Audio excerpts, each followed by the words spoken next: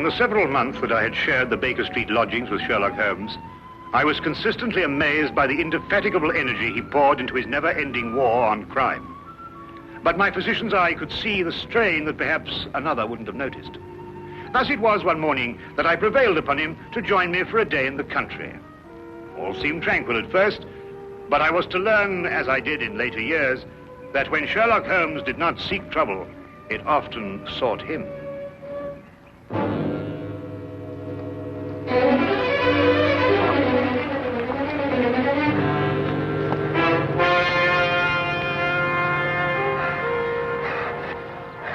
Help her. They may be coming. Steady now, we'll have you all right in a minute. What's happened to the young lady? Who are you running from? Stark. Carroll. They tried to kill me. Not now, Holmes. Perhaps we'd better get them to London, eh? My very thought. The young lady is uninjured, but she's suffering from a deep state of shock. Right. Come along.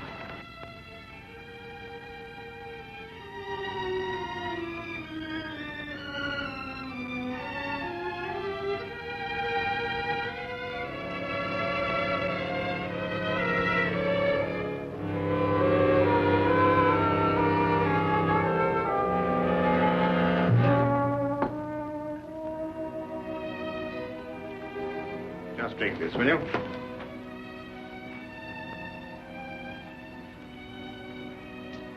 Better now? Much, thank you, sir. Will she be all right, Doctor? Oh, yes, I think so. Twice last night she saved my life. Who is she? I don't know. We only met last night. I'm afraid she's mute. What, deaf mute? No, she hears and understands perfectly.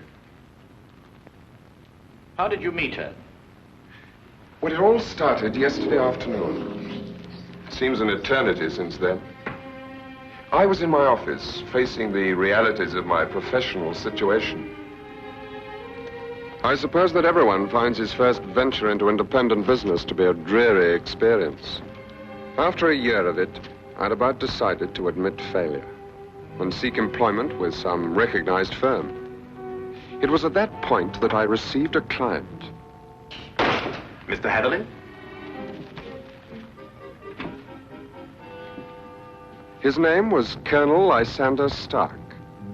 Had I known then what horror he was bringing into my life, I would have strangled him right then and there. Frankly, Mr. Hatherley, the commission I have come here to offer you deals with a matter of extreme secrecy. I have gone to some lengths to acquaint myself with both your professional and your personal qualifications. Personal qualifications, sir? Yes. I know you to be an efficient hydraulic engineer, but also that you are a bachelor, an orphan, and that you reside here alone in London. Why, that's very true, but I'm afraid I don't understand. You shall when I explain the assignment. Do I have your word that our conversation will go no further than this room? Of course, sir. I shall respect your confidence. Excellent. Well, then. Does £50 for a night's work appeal to you? £50? I note by your expression that you suspect some illegality. Let me set your mind at rest on that score. Exactly what do you want me to do? To repair a hydraulic press, Mr. Hatherley. A rather large hydraulic press. Well, that hardly seems unusual.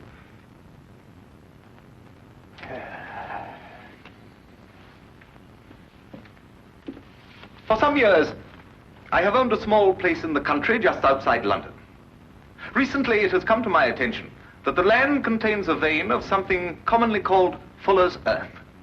I trust you are familiar with the term. But ore is dug out of the earth. Why should you need an hydraulic press? I'm a businessman, Mr. Hatherley. Undoubtedly, the land surrounding mine contains more of such wealth. I hope to use the income from my own discovery to purchase my neighbor's land cheaply before he discovers its hidden wealth. I see. If my neighbor were to suspect what wealth he treads on daily, he would never sell at any price. It's quite clear now. You use the press to mold the dark earth into some innocent form so that you can dispose of it without suspicion. Precisely. Very ingenious. There's a fortune down there.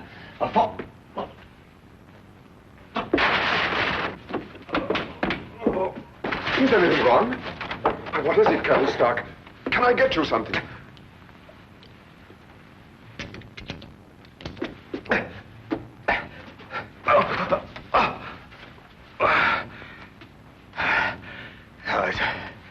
It's all right. My heart. I oughtn't to get too excited.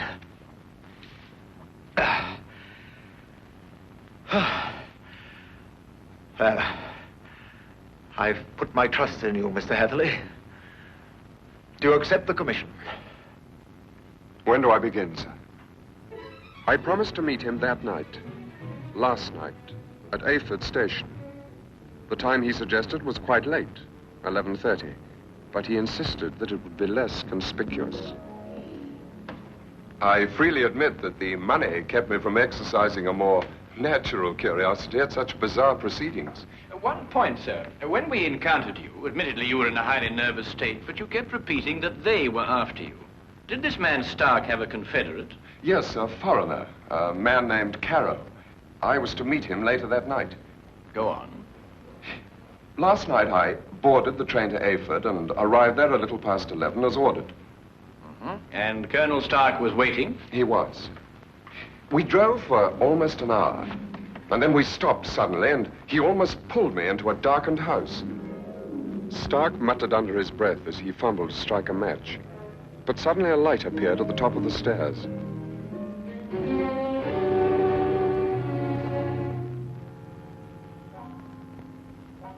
It was the first time I saw this young woman, gentlemen. Even in the poor light, beauty and fear were sharp in her face.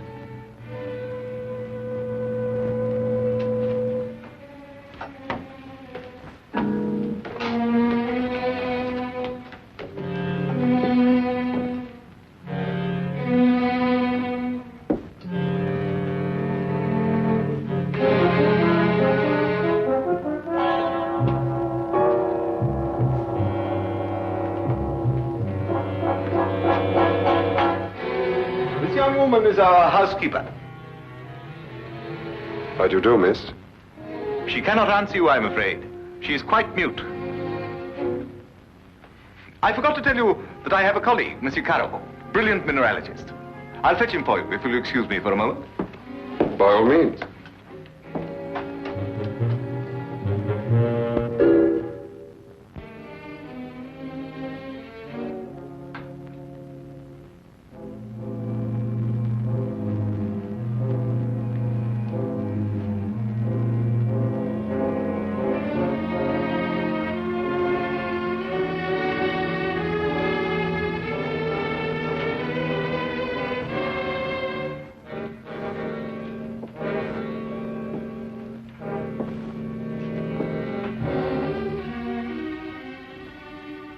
Is there anything wrong? You want me to leave? Why? Are you trying to warn me against Colonel Stark?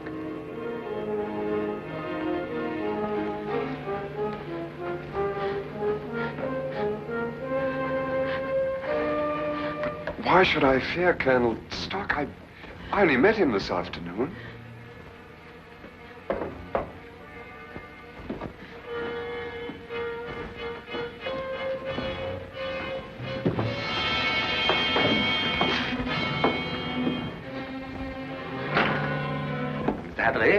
I'd like you to meet my friend and associate, Monsieur Carrow. A pleasure, sir. Colonel Stark will show you our press and explain the difficulties we have. I'll join you in a moment, after I have arranged with our housekeeper for your stay tonight. Yes, that's a good idea. Will you come this way, Mr. Heatherley?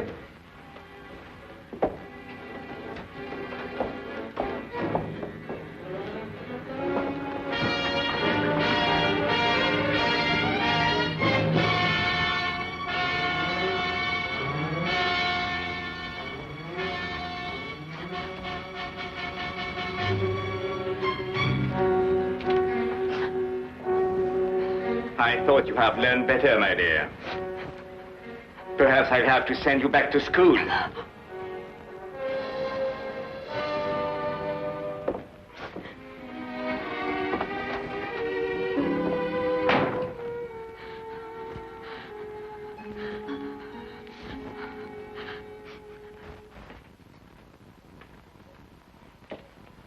Yes, in principle, this is the standard hydraulic press. Now, I must say I've seen few as large. Indeed. And so it has the work of 4 ordinary presses. I think I told you that time is my greatest foe.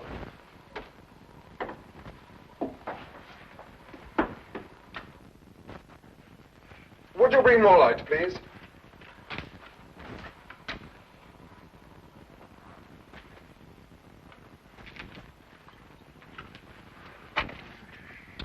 Wood. Concrete would have given you more support. Are these walls reinforced from the outside? Ah, Bruno.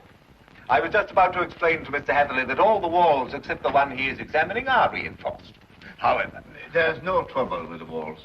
It's in the machinery. You'll hear it. Good. Just wanted to check up first.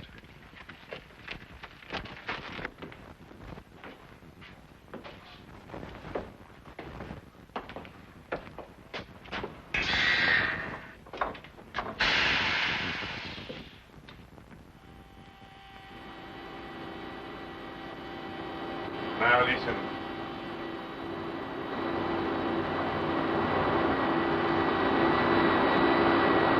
Know what it is? One of the cylinders is leaking fluid, cutting down your power. Turn it off and we'll have a look at the driving rods.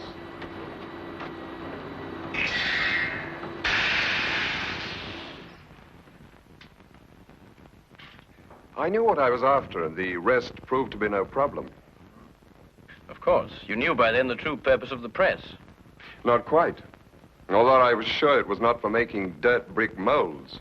Much too large for that. But they'd lied to me so blatantly, I thought it best not to call them on it right off. Well, what were they using the press for? Fairly obvious. They are counterfeiters. They use the press to form the amalgam that takes the place of silver. So I learned during the night. It was naive of me to assume that everyone but myself was asleep, but I did.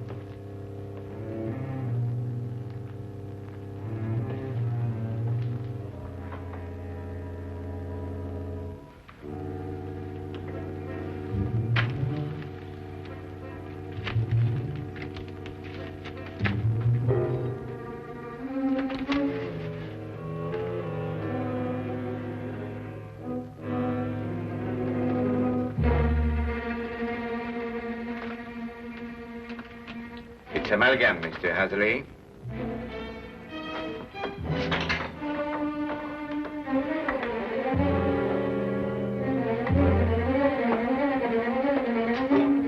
Carol, open up! Let me out of here, Carol!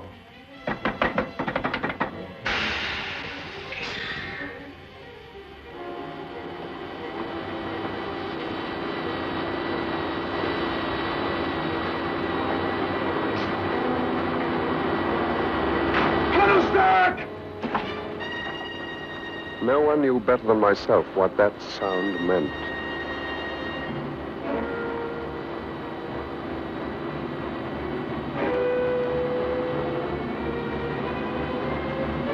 Caro had started the press. Within minutes, that cold ceiling would be down with a force capable of grinding me to a shapeless pulp. And there was no way in the world I could stop it.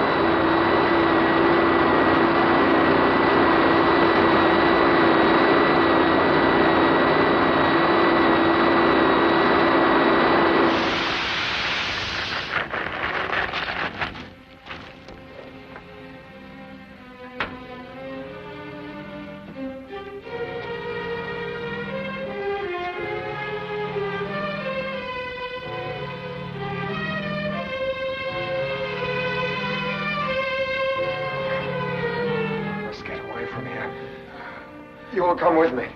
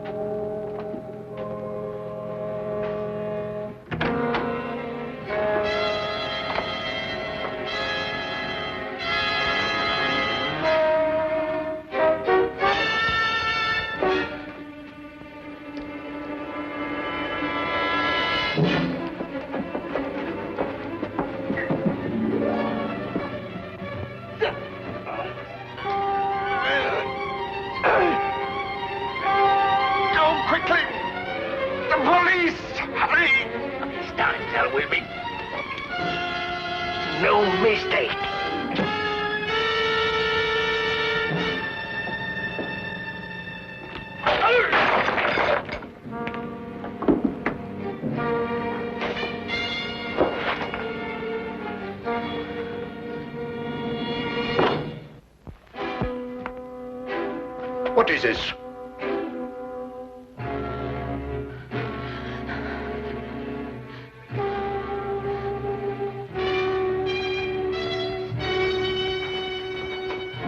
What's happened here? Bruno!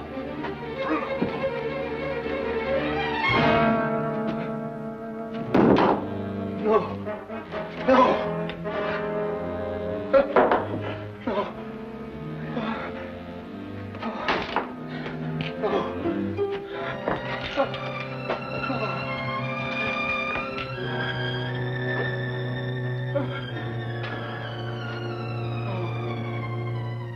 That's almost the last lucid recollection I have. I remember carrying her outside and plunging ahead into the darkness. Then you have no memory of going through the woods? Almost none. The next thing I remember, you and Dr. Watson were bending over me. Are you all right? She screamed. Did you hear her? Yes, quite clearly. Please, don't let them send me back. I can't bear it. There now. Brandy, Holmes, will you? There. That's right. You'll be all right. Here, drink this, will you? Now, Spencer. Now, tell me, do you know this gentleman? Yes, Mr. Hatherley. Oh, you can speak. Oh, why last night did you pretend? I wasn't pretending. I've been unable to speak for a year. Excuse me, Miss, Connors. Ruth Connors. Miss Connors. I gather that the events of last night gave you a shock, rather like a shock you received a year ago. Yes. When I saw the gun in Colonel Stark's hand, and it was pointed directly at me, a year ago, another young man visited us to fix the hydraulic press. I see. What do you know about this other young man? I was standing there, watching, when all of a sudden Colonel Stark fired his gun straight into the other young man's face. Why didn't you go to the police? I did. But first I must tell you that Mr. Carew is my uncle and guardian. He's my only living relation. And when I witnessed the murder, he fell upon me, repeating over and over, "You must never say a word. You must never say a word." But the first opportunity I had, I ran to the police. What did they do? Nothing. Because from that moment to this, I've been unable to utter a sound or speak a word. It was as though my throat was frozen up. Incredible. I have heard of this before. The worst of it was, my uncle learnt of my attempt to inform on him and had me committed to Bedlam. The insane asylum? I spent 6 long months there, 6 horrible, unforgettable months before they released me in his custody. After that, he forced me to do his bidding by threatening to send me back. Send me back to school was the expression he used. Why, that's horrible. Very. And I think it's time we called in our old friend, Inspector Lestrade. If only to deal with this man, Carew. You're not forgetting Stark, are you? Oh, I expect we'll find his remains, Watson. The loss of his medicine undoubtedly saved England the cost of executing him. Well, come along.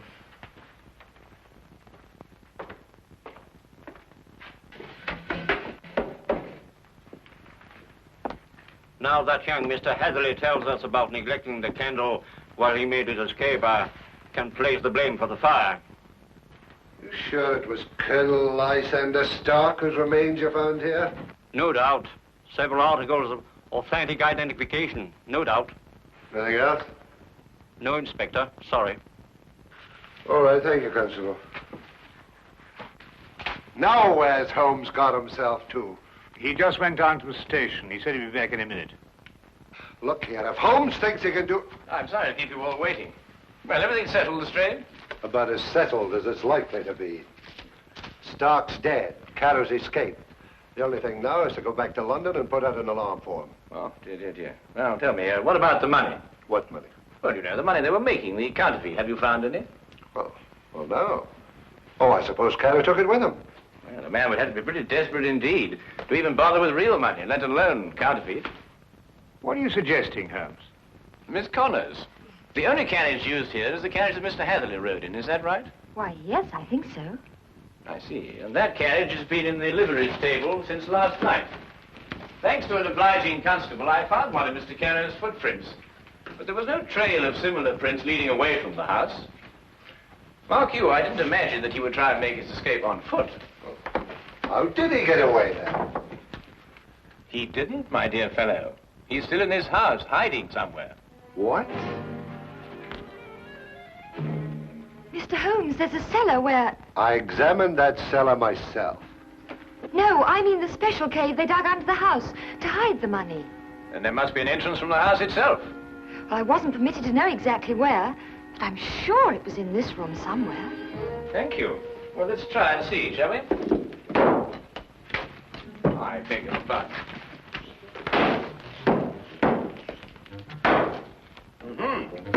What have we got here?